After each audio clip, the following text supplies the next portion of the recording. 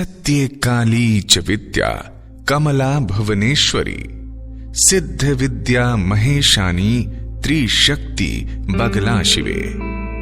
अर्थात माता बगलामुखी देवी को त्रिशक्ति भी कहा जाता है।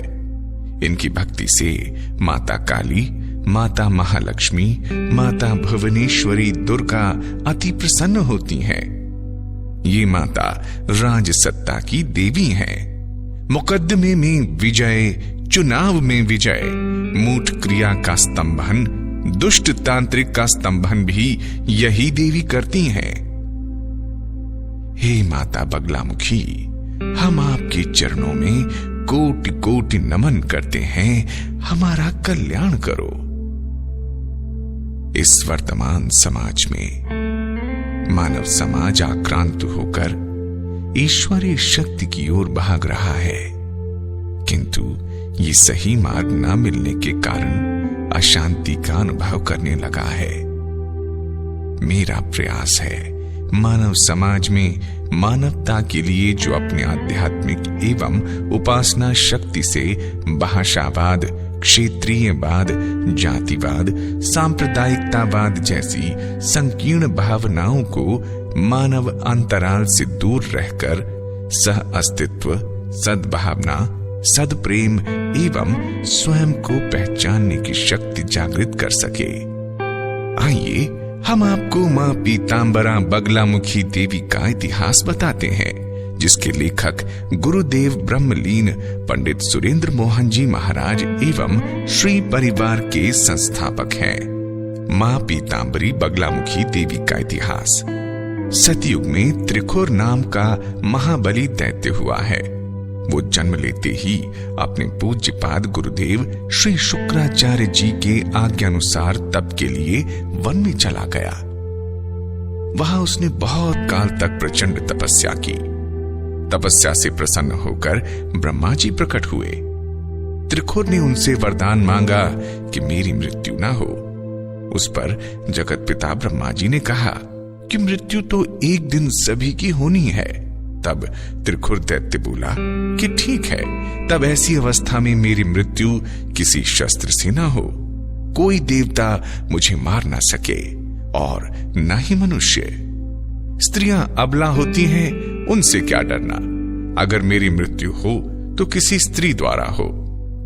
ब्रह्मा जी ने तथास्तु कह दिया।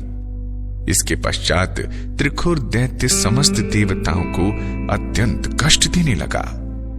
एक दिन त्रिखुर की सभा में उसके महामंत्रियों ने बताया कि आपके पूर्वजों को इन देवताओं ने बहुत कष्ट दिया है और हमेशा धोखे व छल से हमारे ऊपर राज किया है। त्रिखुर दैत्य क्रोधित हो उठा।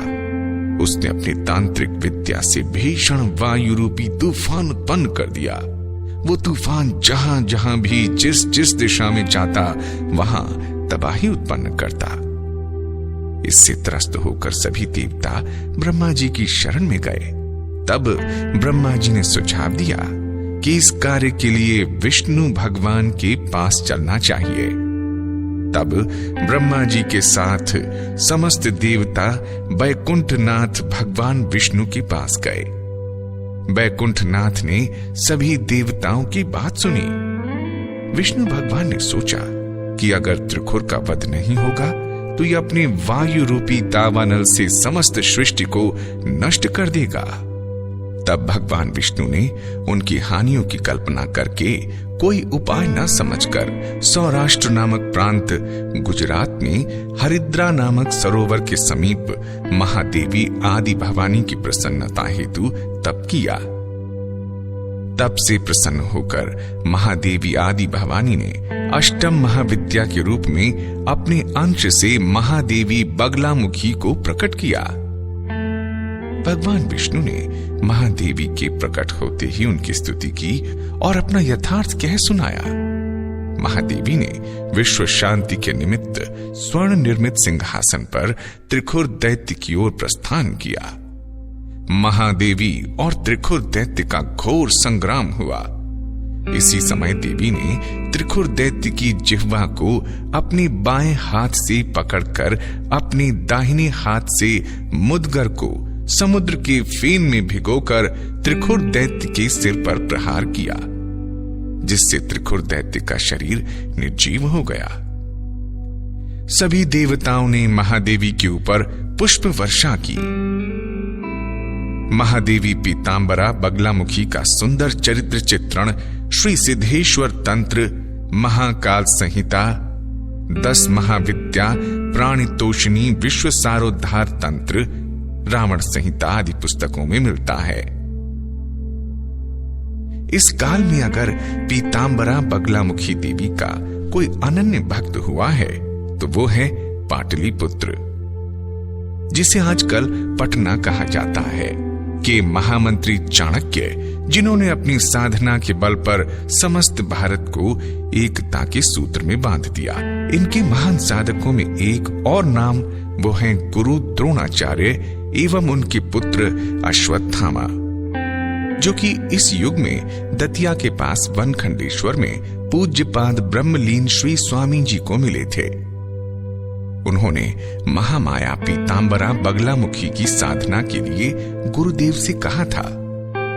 गुरुदेव ने उसी स्थान पर साधना संपन्न करके महादेवी को प्रसन्न किया और पीतांबरा पीठ की स्थापना की। इसकी ख्याति समस्त विश्व में है। महामाया पीतांबरा बगलामुखी की साधना मर्यादा पुरुषोत्तम श्री राम ने महर्षि श्री विश्वामित्र के सानिध्य में संपन्न की थी। महादेवी के अनन्य भक्तों में परशुराम का नाम भी आता है, जिन्होंने कर्ण एवं भीष्म पितामह को पीतांबरा देवी मंत्र की दीक्षा देकर महापराक्रमी बना दिया था। महादेवी का संबंध प्राणी के अथर्वा सूत्र से है। महामाया बगलामुखी देवी स्वर्ण सिंहासन पर विराजमान है। इनकी कांति पीत है। हरिद्रा सरोवर में इनकी प्रथम साधना हुई और वहीं पर प्रकट भी हुई, इसलिए भी इन्हें पीतांबरा देवी कहा जाता है। बगलामुखी की साधना विद्वान आचार्य संत से जानकर ही करनी चाहिए। वैसे इस विद्या को साधित करने के लिए योग्य गुरु से दीक्षा लेना आवश्यक है। वैसे मां से त्रुटि क्षमा याचना के साथ चालीसा तथा पूजा अर्चना की जा सकती है। अनेकों भक्तजनों को इससे लाभ हुआ है। महादेवी की साधना पुष्य नक्षत्र से की जाए तो वो शुभकारी होती है। वैसे पंचांग में सर्वार्थ सिद्ध योग दिया होता है। ऐसी स्थिति में भी साधना करना उत्तम होता है। किसी अभीष्ट कार्य के लिए वैशाख शुक्ल पक्ष नवमी पीतांबरा बगलामुखी जयंती या मकर राशिस्थ सूर्य होने पर मंगलवार को चतुर्दशी हो और उस दिन उत्तम नक्षत्र हो तो उसे वीर रात्रि कहा जाता है। ऐसी तिथि में भी महादेवी की साधना विशेष प्रकार से सिद्धिप्रद मानी गई है। प्राण तोषिणी में वर्णित है, चतुर्दशी भौम युक्ता मकरेण समन्विता कुल ऋक्ष समायुक्ता वीर रात्रि प्रकीर्तितः। महादेवी का मंत्र 3600 या 36,000 अथवा 36 लाख जाप के विशेष अनुष्ठान फलदायक सिद्धिप्रद माने जाते हैं। महादेवी पीतांबरा बगलामुखी का मंत्र 36 अक्षर का है। इनकी साधना मुकद्दमे में विजय प्राप्ति, धन लक्ष्मी, ऐश्वर्य प्राप्ति, नवग्रहों को शांत करने के लिए, असाध्य से असाध्य कार्य करने के लिए की जाती है। ज्योतिष कार्य करने वाले विद्वानों के लिए तो ये मंगलमयी देवी है। साथ में राजनीतिज्ञों के लिए तो ये देवी कल्याणप्रद है। इस देवी की साधना सात्विक करनी चाहिए। मनुष्य का लक्ष्य समाज में भाई बंधुओं के प्रति प्रेम, विश्वास, कल्याण, जन कल्याण के लिए होना चाहिए। ऐसा करने वाला मनुष्य समाज में सम्मान की दृष्टि से देखा जाता है और देवी भी अदृश्य रहकर उसकी सहायता करती हैं। आइए अब हम आपको मिलवाते हैं माता बगलामुखी के अनन्य भक्त और आदरणीय गुरुदेव के उत्तराधिकारी व उनके शिष्य गुरुदेव पंडित कृष्णा स्वामी जी से, जो कि ब्रह्मलीन पंडित सुरेंद्र मोहन जी महाराज के सुपुत्र भी हैं। आइए इनका जीवन परिचय करवाते हैं। गुरुदेव पंडित कृष्णा स्वामी जी का जन्म 16 मई 1963 को देवरिया के वमनौली पांडे ग्राम में एक जमींदार खानदान में हुआ था। इनका कॉलेज का नाम दिव्येंदु मोहन पांडे है। इनके परदादा पंडित सुरजननाथ पांडे एक जमींदार थे एवं दादाजी तारानाथ पांडे जेलर थे। पिता आचार्य गुरुदेव पंडित सुरेंद्र मोहन शास्त्री जी जो कि श्री परिवार के संस्थापक थे। इनके अतिरिक्त उनके नाना आचार्य शिव मंगल मिश्र वैद्य भारत के प्रथम राष्ट्रपति डॉक्टर राजेंद्र प्रसाद जी के वैद्य थे। आचार्य शिव मंगल मिश्र जी जब भी वाराणसी आते थे, स्वामी को लेकर करपात्री जी के पास जाते थे। करपात्री जी भी स्वामी को अपने गोद में लेकर प्यार करते थे। उन्होंने ही शिव मंगल मिश्र जी से कहा था कि देखना मंगल, ये बालक एक दिन संत बनेगा। स्वयं करपात्री जी ने लेखनी दीक्षा स्वामी जी को दी और दादा गुरु बने।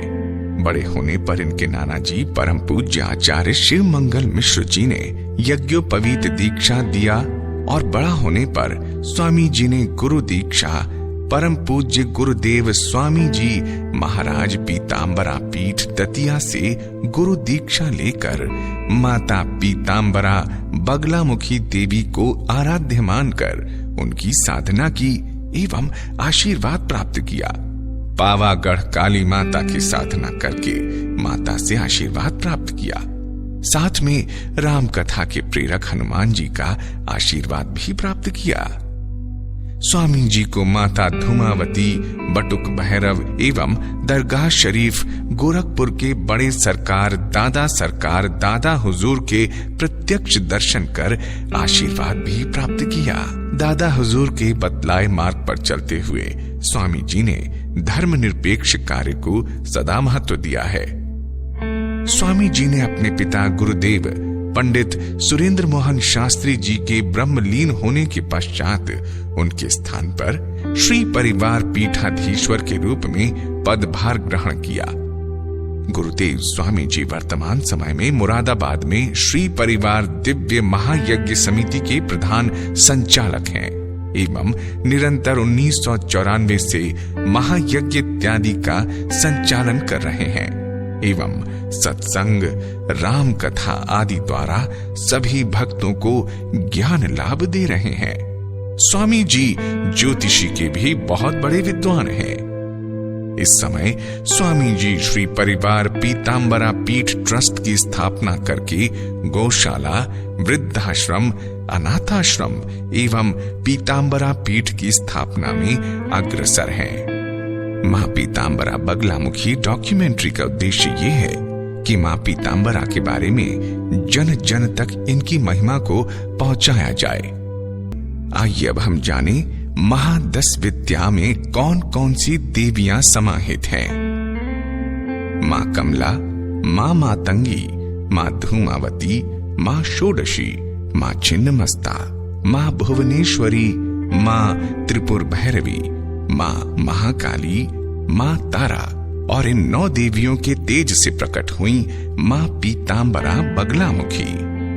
मां बगलामुखी सभी भक्तों का कल्याण करे, इसी आशा के साथ हम सभी उनको श्रद्धा पूर्वक नमन करते हैं।